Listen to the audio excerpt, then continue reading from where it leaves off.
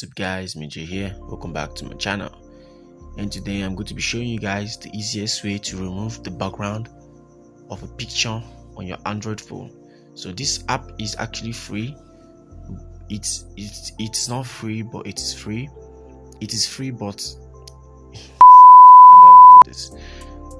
This app is free, but if the free version has a watermark on your photos or your photos, but the paid version doesn't. So this is just the easiest way to remove the background of a picture. So what you have to do is you have to go to Play Store, and then you have to search for Photo Room. So once you download the app, you open it up, and then what you have to do is click Start from Photo. So once you click Start from Photo, then you have to go search the photo you want to use. And once you found the photo that you want to use, all you have to do is click on the photo, and it's going to do its thing.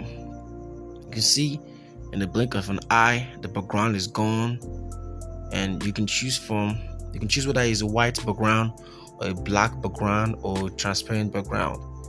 So you can also make profile pictures from this kind of things. And thank you for watching this video. Follow for more videos like this, and we'll see you guys in the next video. Peace.